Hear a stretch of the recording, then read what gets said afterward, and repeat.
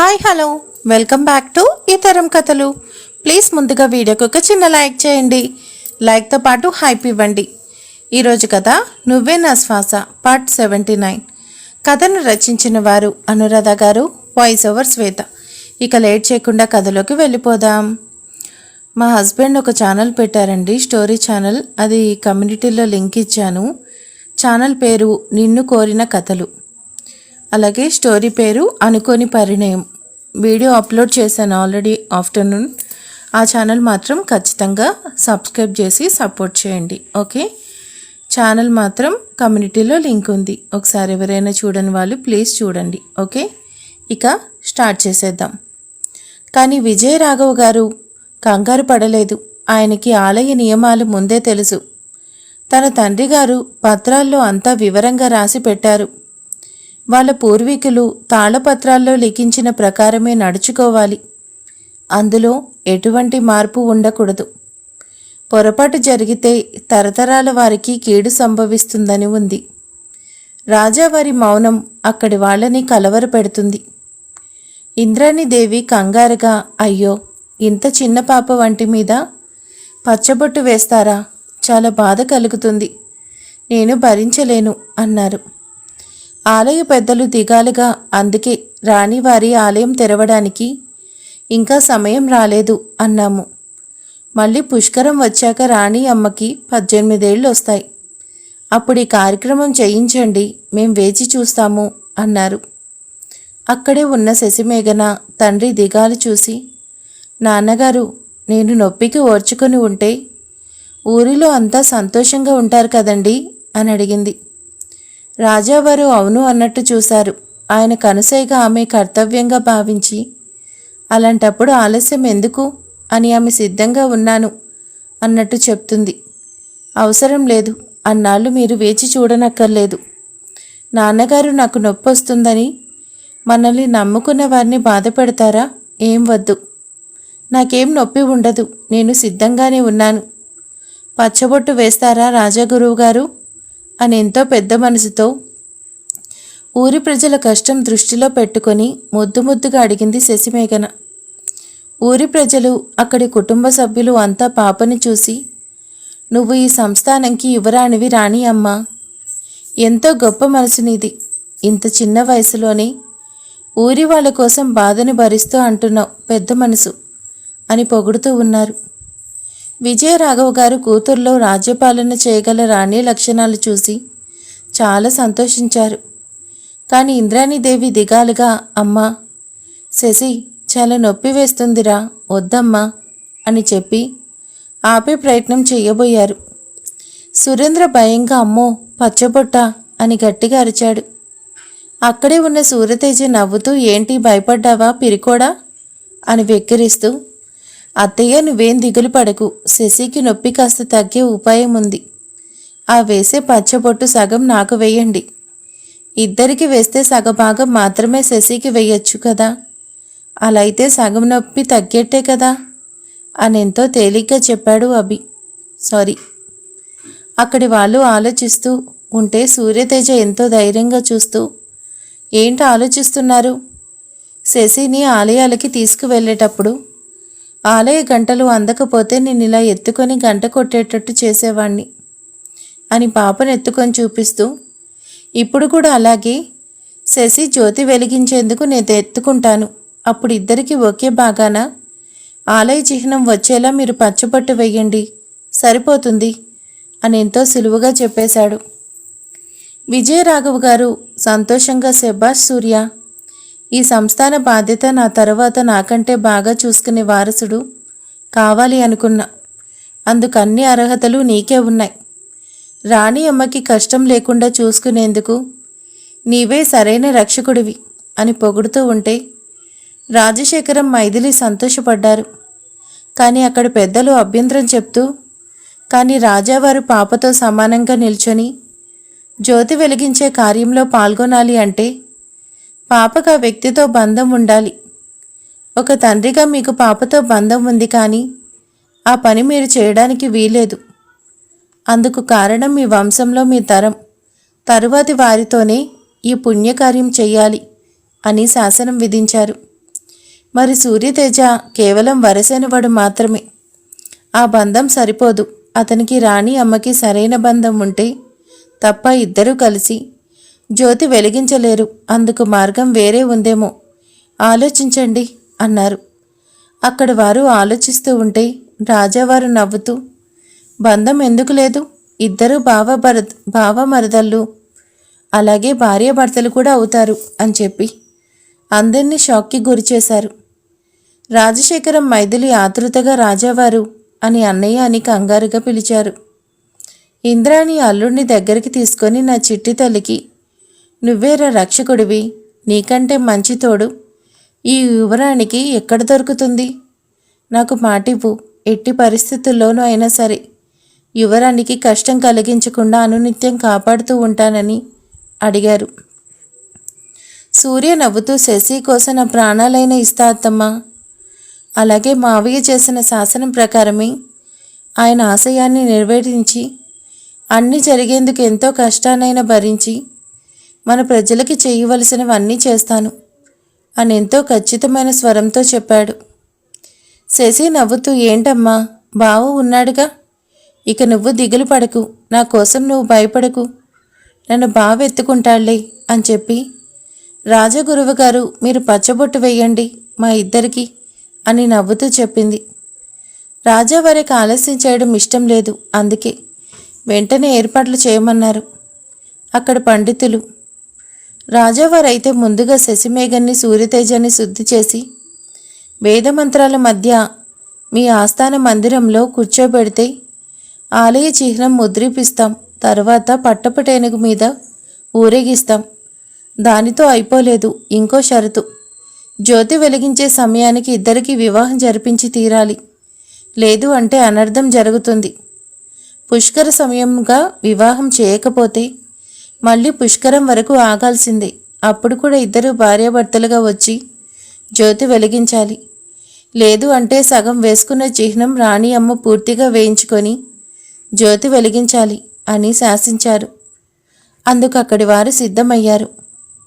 రాజశేఖరం ఆలోచిస్తూ, రాజావారు మీ బావగారు ఊర్లో లేరు, ఆయన వచ్చాక ఒకసారి ఆయన నిర్ణయం కూడా తీసుకోండి, ఆయనకి ఏదన్నా ఇబ్బంది ఉందేమో. రాజావారు నవ్వుతూ, నిర్ణయం ఈరోజు చెప్పిన పాప పుట్టినప్పుడే నేను నిర్ణయించుకున్నా. రాజశేఖరం నా సంస్థానంకి యువరాణి పుట్టింది, ఆమెను సంరక్షించే వరుడు వీరుడు నీ కుమారుడే అని, ఈ రాజవంశానికి సరైన వారసుడిగా సూర్యతేజ సరైన వాడని, వారి ఇరువురు వివాహం జరిపించాలని నిర్ణయం ఎప్పుడో తీసుకుంటున్నాం. ఇప్పుడు సమయం వచ్చింది చెప్తున్నాను అంతే. ఏ మీకేదన్నా అభ్యంతరం ఉందా అని అడిగారు ఆయన. రాజశేఖరం కన్నీళ్లు పెట్టుకుంటూ, అంత అదృష్టం నా బిడ్డకి ఇస్తానంటే నేనెందుకు అభ్యంతరం చెప్తాను, మీ అభిప్రాయానికి పూర్తిగా సమ్మతం తెలియచేస్తున్నా అని అంగీకారం తెలియచేశాడు. అంతే. రాజావారు సంతోషిస్తూ, ఇంకేం, వివాహానికి కూడా ముహూర్తం పెట్టండి, ఇవాళే బిడ్డలిద్దరికీ ఆలయ చిహ్నం పచ్చబొట్టు వేడుకకి సిద్ధం చేయించమన్నారు. వైదేహి భర్త చెప్పిన మాటలు గుర్తు చేసుకొని, ఇప్పుడెలా, ఆయన ఇంటికి వచ్చారంటే పెద్ద గొడవ చేస్తారే, అన్నయ్య చూస్తే ఎవరి మాట వినేలా లేరు అని భయపడుతూ ఉంది. చూస్తుండగానే అక్కడ హడావిడి మొదలైంది. కోటలో నౌకర్లు అన్ని పనులు చేస్తూ హడావిడిగా ఉన్నారు. బంధువులంతా వచ్చి చేరారు. ఊరి ప్రజలు తమ కష్టాలు తీరబోతున్నాయి, తమకు మంచి రోజులు రాబోతున్నాయని సంబరపడుతున్నారు. సూర్యతేజకి శశిమేఘనికి పసుపు గంధం సుగంధ ద్రవ్యాల పచ్చకర్పూరం 101 పత్తళ్లతో జలాభిషేకం చేసి ఇద్దరిని శుద్ధి చేసి పట్టు వస్త్రాలు ధరింపచేసి ఆస్థాన మందిరం వద్దకు తీసుకువచ్చారు. ఇంద్రాణీదేవి గారు శశిమేఘనని వడిలో కూర్చోపెట్టుకున్నారు. పాప వీపు ఎడమవైపు పసరుపోసి గర్భగుడిలో విగ్రహ చిహ్నాన్ని వేసి ఇరువైపులా శంకుచక్రాలను వేయించారు. పాప అంత నొప్పిని భరిస్తూ మౌనంగా కన్నీళ్లు పెట్టుకుంటూ ఉంది. శశిమేఘన ఇంద్రాణీదేవి మైథిలి పాపను పట్టుకొని ఏడుస్తూ, అంత బాధను ఇంత చిన్న వయసులో ఎలా ఓర్చుకుంటున్నావే తల్లి అని ప్రశ్నించుకుంటే, రాజావారు నవ్వుతూ, అదే ఒక రాణికి ఉండవలసిన లక్షణం. నా బిడ్డకి రాజ్యం యొక్క ప్రజల క్షేమం కోసం ఎంత కష్టాన్నైనా భరించగల ఓర్పు ఉంది. అది మా కులదైవమైన వేణుగోపాలస్వామి దానికి వరంగా ఇచ్చాడు. శశి చెయ్యాలి అనుకుంటే ఏదైనా సాధించగల సమర్థురాలు. ఎంత బాధ కలిగే పనినైనా చేయగలదు అన్నారు. అక్కడి వారు ఆశ్చర్యంగా చూస్తూ ఉండిపోయారు. పాప ఒంటిపై పచ్చబొట్టు వేయడం పూర్తయ్యాక సూర్యతేజని పిలిచి పాపని ఎత్తుకోమన్నారు.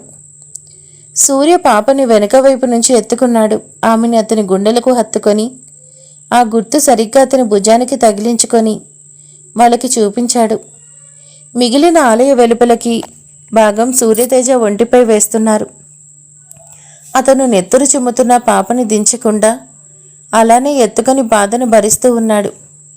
అక్కడే ఉన్న సురేంద్ర, అయ్య బాబోయ్, నాన్న ఊర్లో లేరు, ఉంటే ఆ పచ్చబొట్టు నాకు వేయించేవారు, తప్పించుకున్నా అనుకుని దాక్కున్నాడు. ఆలయ చిహ్నం ఇరువురిపై వేశారు. సూర్య శశిని వెనక నుంచి ఎత్తుకొని నిల్చుంటే ఆ చిహ్నం సంపూర్ణంగా కనిపిస్తుంది. ఇరువురు విడివిడిగా ఉంటే సగభాగంగా ఉంటుంది. కానీ రెండు గుర్తులు చూసేందుకు కాస్త ఒకేలా ఉన్నాయి. అక్కడి ప్రజలంతా ఇద్దరిపై అక్షింతలు వేసి వేదమంత్రాల మధ్య ఇరువురిని ఆశీర్వదించి వారి వివాహానికి కూడా ముహూర్తం సిద్ధమైనట్టు తెలియజేశారు. శశిబావ నొప్పిగా ఉందా అని అడుగుతుంటే, లేదురా, నీకు నొప్పి వేసిందా అని సూర్య అడుగుతున్నాడు. పాప ఏడుస్తూ నొప్పెట్టింది కానీ పర్వాలేదులే, నాన్నగారి కోరిక నెరవేరిందిగా, నీకు నొప్పి పెట్టింది కదా అని అడిగింది. లేదు అని సూర్య దిగులు పడుతూ, మొత్తం నేనే వేసుకునేవాణ్ణి, కానీ ఊరి ప్రజలు ఆలయ అధికారులు ఒప్పుకోరు అని సగం వేపించుకున్నాను అన్నాడు. ఆ ఇద్దరిని వాళ్ళ పట్టపటేనుకు ఎక్కించి ఊరేగించారు. త్వరలోనే వారి ఇరువురికి వివాహం చేయనున్నారు అని అందరికీ తెలియచేస్తుంటే ఊర్లో ప్రజలు సంతోషపడుతూ వాళ్లపై పూల వర్షం కురిపిస్తున్నారు. శశిమేఘన అంటే ఎంతో ఇష్టం ఉన్నవారు ఏనుగు అరుస్తూ ఆనందాన్ని వ్యక్తం చేస్తుంది. అంతా సంతోషంగా పండగ చేసుకుంటున్నారు. ఊరంతా సంతోషంగా ఉంది. తర్వాత ఏం జరిగిందో తెలుసుకోవాలన్నట్టు అభిరామ్ నిద్రలో కదులుతూ ఉన్నాడు. అతని కళ్ళ ముందు అప్పటి వరకు కనిపించిన దృశ్యాలు మసగ్గా మారుతూ చీకటి కమ్ముతూ మాయమవుతూ ఉన్నాయి. అతను నిద్రలోనే ఉంటూ, వద్దు, వెళ్ళొద్దు, ఆ తర్వాత ఏం జరిగింది శశి, నన్ను వదిలి వెళ్ళకు అంటూ పిలుస్తున్నాడు. ఒకవైపు ముష్టి కార్ రోడ్డు మీద అలాగే తిప్పుతూ ఉన్నాడు. అప్పటి వరకు కదలకుండా నిద్రపోతున్న బాస్ని ఇబ్బంది పెట్టకూడదనుకొని ఎంతో ఓపికగా కారు ఆపకుండా నడుపుతున్నాడు. అభిరామ్ కళ్ళ ముందు దృశ్యాలు పూర్తిగా మాయమైపోయి శూన్యం ఏర్పడింది. అభి ఒక్కసారిగా ఉలిక్కిపడి శశి అంటూ కేక వేస్తూ కళ్ళు తెరిచాడు. సరిగ్గా అదే సమయానికి కారులో పెట్రోల్ అయిపోయి కారు ఆగిపోయింది. అభి కళ్ళు తెరిచి చుట్టూ చూశాడు. తనెక్కడ ఉన్నాడని చూడబోతే తమ కార్ ట్యాంక్ బండ్ దగ్గర ఆగిపోయింది. ఎదురుగా ఉన్న హుసేన్ సాగర్లో నీళ్ళు అతనికి కనిపిస్తూ కాస్త శాంతించు అన్నట్టు చెప్తున్నాయనిపించింది. అభిరామ్ కంగారు పడుతూ చుట్టూ చూసి అప్పటి వరకు తాను కన్నది కళా నిజమా, గతం తాలూకు జ్ఞాపకమా అని ప్రశ్నించుకుంటూ అంతవరకు కనిపించిన దృశ్యాలు అన్నీ గతంలో జరిగినవని గుర్తు చేసుకున్నాడు. తనకి జ్ఞాపకం వచ్చిన సంఘటనలకు ముందు ఏం జరిగింది అన్నది కానీ ఆ తర్వాత ఏం జరిగింది అన్నది కానీ అతనికి గుర్తు రావడం లేదు. ప్రాణం పోతున్నంత బాధ కలుగుతుంది అతనికి.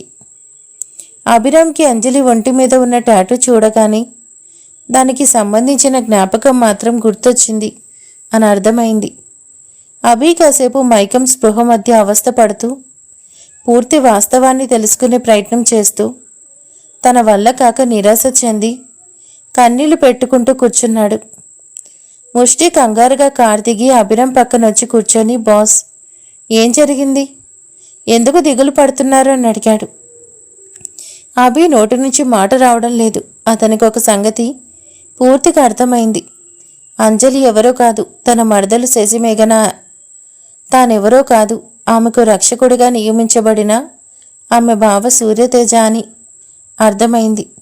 అంటే అంజలిని కాపాడి తీసుకువచ్చిన బాబు నేనే, మా నాన్నగారి రాజశేఖరం. ఆయన రూపం, అమ్మ రూపం అత్తయ్య, మావయ్య, శశి చిన్నప్పటి రూపం అన్నీ గుర్తుకొచ్చాయి. నేను మర్చిపోయిన నా గతంలో నా వాళ్ళు నాకు కనిపించారు అని ఎంతో సంతోషంతో కన్నీళ్లు పెట్టుకుంటూ ముష్టిని గట్టిగా హత్తుకొని తాను గుర్తు చేసుకున్నంత వరకు అతనికి తెలియచేసి వెంటనే విక్రమ్కి కాల్ చేయాలని అతనికి కాల్ చేశాడు. అతని ఫోన్ కోసమే చూస్తున్న విక్రమ్ కంగారుగా ఫోన్ లిఫ్ట్ చేశాడు. అభిరామ్ అతనికి ఆశ్చర్యపోయి విషయం చెప్పాడు. రే విక్కీ, అంజలి శశిమేఘన అని ఆమె పక్కనే ఒక కుర్రవాడు సూర్యతేజ ఉన్నాడు అని నీకు తెలుసుగా. ఆ సూర్యతేజ ఎవరో కాదు, నేనే అని తనకి జ్ఞాపకం వచ్చినంత వరకు వివరంగా చెప్పాడు అభిరామ్. అంతే. విక్రమ్ షాక్ అయిపోయి, వాట్? అంజలితో పాటు ఉన్న వ్యక్తి నువ్వా? ఆ పెద్దాయన మీ నాన్నగారా? అంతేకాకుండా అంజలి నీకు స్వయాన మరదలా? ఓ గాడ్! అభి, ఇది నిజంగా ఆశ్చర్యపోవలసిన విషయం. చాలా సంతోషంగా ఉంది అని కన్నీళ్లు పెట్టుకుంటూ, రే అభి, ఆ దేవుడు ఆ దయగలవాడు. ఎవరిని ఎక్కడికి చేర్చాలో వారిని అక్కడికి చేర్చాడు. మీరిద్దరూ వేరు కాదు అని మీ ఒంటి మీద టాటూలే చెప్తున్నాయి. అలాగే ఇద్దరు భార్యాభర్తలు కావలసిన వారు అని గత జ్ఞాపకాలు చెప్పాయి అని సంతోషం వ్యక్తం చేశాడు విక్రమ్. అభిరామ్ విచారిస్తూ, కానీ ప్రయోజనం లేదురా. నాకు కేవలం మా ఇద్దరి ఒంటిపై ఉన్న టాటూలకి సంబంధించిన జ్ఞాపకం మాత్రమే వచ్చింది. కానీ అంతకుముందు ఆ ఊరిలో ఏం జరిగింది, అలాగే ఆ తర్వాత ఏం జరిగిందో గుర్తుకు రావడం లేదు. మా జీవితాల్లో కల్లోలం ఎందుకు కలిగింది? ఎవరు చేశారు? ఎందుకు చేశారు? మేమెందుకు విడిపోవాల్సి వచ్చింది?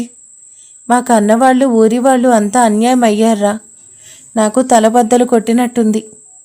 కానీ అంతకు మించి ఏం గుర్తుకు రావడం లేదురా అని ఎంతో ఆవేదన పడుతూ ఉంటే విక్రమ్ అతన్ని కంట్రోల్ చేస్తూ, అభి, నేను త్వరలోనే ఇక్కడ అన్ని విషయాలు తెలుసుకుంటాను, దిగులు పడకు. ఇంకో విషయం, నీకు అంజలి సొంత మనిషి అని ఆమె నీ గతమని తెలుసుకున్నావు, సంతోషం. అలాగే నువ్వు తెలుసుకోవాల్సిన విషయాలు కొన్ని ఉన్నాయి, చెప్తాను, ప్రశాంతంగా విను. నీకు మీ పెదనాన్న ఎవరో తెలిసిందిగా, ఆయన కొడుకు ఎవరో తెలిసిందిగా అన్నాడు విక్రమ్.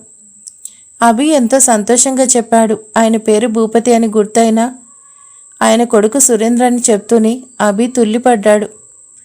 విక్రమ్ అభిరామ్ పరిస్థితి గుర్తించి, అవును అభి, నువ్వు గెస్ చేసింది కరెక్టే. ఆ భూపతి, సురేంద్ర ఇద్దరూ నీకు బంధువులు. ఒక మాటలో చెప్పాలంటే రాబంధువులు. ఈ ఊరిని శాసిస్తున్నవాడు ఫణీంద్ర భూపతి, వాడి కొడుకు సురేంద్ర. ఇద్దరు అంజలి కోసం, అంటే శశిమేఘన కోసం వెతుకుతున్నారు. ఒక్కసారి వాళ్ళకి నువ్వెవరో అలాగే అంజలి ఎవరో తెలిసిందో అల్లకల్లోలం చేసేస్తారు. అందుకే ఆవేశపడకు, ఆలోచించు. ఇంకా పుష్కరానికి 4 నెలలు సమయం ఉంది. అంతవరకు అంజలి ఎవరన్న విషయం అంజలి కూడా చెప్పద్దు, అర్థమైందా? ఈలోగా ఇక్కడ ఏం జరిగిందో నేను ఖచ్చితంగా తెలుసుకొని ఆ నేరస్తులకి ఊరి సమక్షంలో శిక్ష విధించేలా చేద్దాం. మీ మావయ్య ఆశయాన్ని నిన్ను గెలిపించాలి. ఇన్నేళ్లుగా ఈ ఊరి యువరాణి కోసం చూసిన ఎదురుచూపుకి అర్థం ఏర్పరచాలి. ఆవేశం వద్దు. నువ్వు తొందరపడి ఏ నిర్ణయం తీసుకున్నా నువ్వే స్వయంగా వెళ్ళి అంజలియే శశిమేఘన అని వాళ్లకు చెప్పినట్టు అవుతుంది. విక్రమ్ మాటలు విన్న అభి ఆలోచించాడు. తానే సూర్యతేజ అని, అంజలి శశిమేఘన అని ఎవరికి తెలియకపోవడమే మంచిది అనుకున్నాడు. ముందక్కడ ఏం జరిగిందో తెలుసుకోవాలి. రాజావారి ఆశయాన్ని నెరవేర్చడానికి సంకల్పించుకొని, సరే విక్రమ్, నేను అంజలితో కూడా ఇప్పుడేం చెప్పను అని విచారిస్తూ, కానీ అంజలి అని ఏదో అనబోతుంటే విక్రమ్ చెప్తున్నాడు, రేయ్, అంజలి అమాయకురాలరా. ఆ సురేంద్రకి అంజలి ఎవరో తెలియకుండానే ఆమెపై కన్నేశాడు. అంజలిని తన వలలో వేసుకుని ప్రయత్నం చేశాడు. అభి అర్థం కానట్టు చూస్తూ ఉన్నాడు. అవునరా, సురేంద్ర అంజలిని ట్రాప్ చేశాడు. అంజలి అనుకుంటుంది సురేంద్ర చాలా మంచివాడు, తనను ఒక స్నేహితురాలుగా చూస్తున్నాడు అని. కానీ అది నిజం కాదని ఇప్పుడు నువ్వు చెప్పినా లేక నేను చెప్పినా అంజలి నమ్మదు. వాడంతా మంచిగా నటిస్తున్నాడు అని అప్పటి వరకు జరిగిన విషయం చెప్పాడు. అతని ఫోన్ ట్రాప్ చేయడం అన్నీ చెప్పాడు. అభి అరుస్తూ, అందుకే వాడిని చంపి పారేస్తా అన్నాను. వాడితో పాటు ఆ భూపతిని కూడా పైకి పార్సల్ చేసేస్తే ఊరికి పట్టిన పీడ వదిలిపోతుంది అన్నాడు. విక్రమ్ కంగారు పడుతూ, అలా చేస్తే అంజలి దృష్టిలో నువ్వు పూర్తి చెడ్డవాడిగా మిగిలిపోతావురా. అంతేకాకుండా నేరస్తుడిగా జైలుకి వెళ్తావు. అది సరికాదు. ఇప్పుడు ఆవేశం కాదు, ఆలోచన కావాలి. నేను చెప్పేది విను. సురేంద్రతో నేరుగా ఇప్పుడు ఎటువంటి గొడవ వద్దు. నా ప్లాన్ చెప్తా విను అని అతని పోలీస్ ఆపరేషన్ వివరించాడు.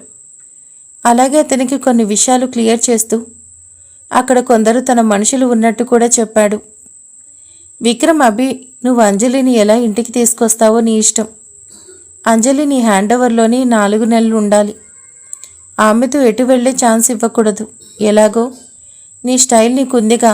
అంజలితో ఎలా బిహేవ్ చేయాలో తెలుసుగా. ఆమెను దబాయిస్తావో బ్రతిమాడతావో నీ ఇష్టం. ఆమెకి నువ్వే రక్షకుడివి అని గుర్తుంచుకో. వెళ్ళు, వెళ్ళి నీ శశిని నీ వెంట తీసుకురా. బట్ నోరు జారకు సుమా, ప్రమాదం. అంజలికి జరిగింది పూర్తిగా తెలియకుండా విషయం చెప్తే తను ఊరుకోదు. ఏం జరిగిందో తెలుసుకునే ప్రయత్నం చేస్తుంది. అందులో నిజం ఎంతుందో తెలుసుకోవాలి అని ప్రశ్నిస్తుంది. ఆ సమయంలో శత్రువులకు ఈజీగా చిక్కుతుంది.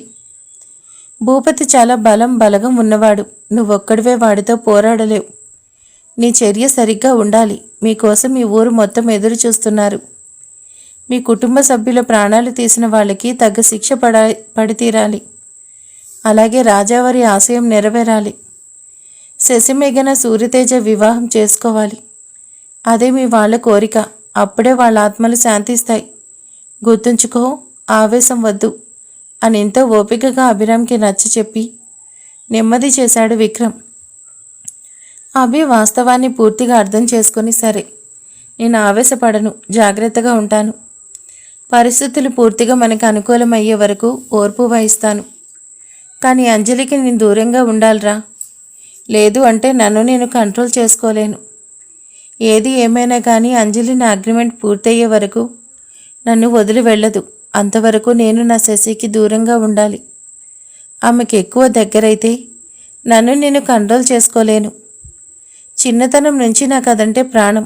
అలాంటిది ఇన్నేళ్లు దూరం చేసుకున్నాను. ఇప్పుడు నిజం తెలిసినా కూడా మౌనం వహించక తప్పలేదు. ప్రాణం పోయేలా ఉంది నాకు. కానీ దూరంగా ఉండాలి. అందుకే నేను ఒక నిర్ణయానికి వచ్చాను. నువ్వు టెన్షన్ అవ్వకు. నాకు నేనుగా సురేంద్రతో గొడవ పడను. వీలైనంత ఓర్పు వహిస్తాను. అలాగే వాడెంతో ఎదవో అంజలికి తెలిసేలా చేస్తాను. నా యువరాన్ని కాపాడుకునేందుకు అనునిత్యం జాగ్రత్తగా ఉంటాను. విక్కీ, దిగులు పడకు. నాకు వాస్తవం తెలిసిందిగా. నేను చూసుకుంటా ఇక్కడ సంగతి. నువ్వు అక్కడ సంగతి చూడు అని ఎన్నో ఏళ్ల క్రితం చేయి జారిన అతని శశి తిరిగి తన చెంతకు చేరింది. తను ప్రేమించే అంజలి తన సొంత మరదలని తెలుసుకొని చాలా సంతోషంగా ఫోన్ పెట్టేసి అంజలి కోసం వెనుదిరిగాడు. కాకుంటే అంజలి పట్ల ఇంకాస్త కొత్త టైం టేబుల్తో ఆమెను తిరిగి తెచ్చుకోవాలి. అలాగే వీలైనంత అల్లరి చేస్తూ ఆమెను దగ్గరగా ఉంచుకునే దూరం పెట్టాలి. అలాగని ఎక్కువ దూరం కానివ్వకూడదు. దగ్గరగా చేసుకోవాలని నిర్ణయం తీసుకున్నాడు. ఆ క్రమంలో ముష్టికి అన్ని వివరాలు చెప్పి అక్కీకి కాల్ చేయమన్నాడు అభిరామ్. అదే మన సూర్యతేజ. అక్కీ కార్ రోడ్డు మీద ఆపి ఉంది. అంజలి, అభి వచ్చి తనని తీసుకువెళ్లే వరకు అక్కడే ఉంటానని రోడ్డు మీద నిల్చొని మొండి చేస్తూ ఉంది. అక్షిత ఎంత నచ్చ చెప్పినా వినకుండా నన్ను ఎందుకు వదిలి వెళ్ళాలి? నువ్వెందుకు? అభిరామ్ సార్, ఇంటికి కాకుండా మీ ఇంటికి తీసుకెళ్ళాలి అని చూడాలి. వీల్లేదు. నేనెక్కడికి రాను. నేనేం తప్పు చేయలేదు. నన్ను గో టు హెల్ అని తిట్టి వెళ్ళారుగా ఆ పెద్ద మనిషి. ఆయనే స్వయంగా వచ్చి నన్ను తన ఇంటికి తీసుకువెళ్ళాలి. అంతవరకు నేను ఇలాగే రోడ్డుపై నిల్చొని ఉంటాను. ఇందులో ఎటువంటి మార్పు లేదు. నువ్వు వెళ్ళిపోవాలనుకుంటే వెళ్ళొచ్చు అని మొండిగా నిల్చొని అభిరామ్ రాక కోసం ఎదురు చూస్తూ ఉంది అంజలి. అక్షితకి ఏం చేయాలో అర్థం కాక అయోమయంగా అక్కడే ఆమె కూడా ఉంది. అంజలి మనస్తత్వం తెలిసిన ఆమె ఇంకా ఆమెను ఏమీ అనలేక అభి ఫోన్ కోసం చూస్తూ ఉంది. అతని ఫోన్కి కాల్ చేసే ధైర్యం చేయలేక అతని ఫోన్ కోసం చూస్తుంది. అదే సమయంలో ఆమెకు ముష్టి నుంచి ఫోన్ వచ్చింది. అతను అడిగాడు ఎక్కడున్నారు అని. అక్కి విసుకుంటూ, మెయిన్ రోడ్డు మీద ఉన్నాం. అంతా ఇక్కడ విచిత్రంగా చూస్తున్నారు. ముందు మీ బాస్ని త్వరగా రమ్మని చెప్పు. నిల్చొని కాళ్ళు లాగుతున్నాయి అని అంజలి మొండి పట్టుదల విషయం చెప్పింది. ముష్టి అభిరామ్కి విషయం చెప్పాడు. అభి నవ్వుతూ, వస్తున్నా శశి అనుకుంటూ కారు వేగంగా నడుపుతూ ఆమె కోసం పయనమయ్యాడు. ఇక మన టామ్ అండ్ జెర్రీ రేస్ మొదలైపోయింది. ఎప్పటిలా కాకుండా ఇంకాస్త ఎక్కువ డోస్తో. త్వరలోనే విక్రమ్ అసలు కథ మొత్తాన్ని తెలుసుకుంటాడు. ఆలోగా అభి అంజలి అల్లరి ఈగో గొడవ సాగుతుందో లేదా అసలు ముందు ముందు ఏం జరగబోయిందో కాస్త వేచి చూడాల్సింది. Thank you for watching.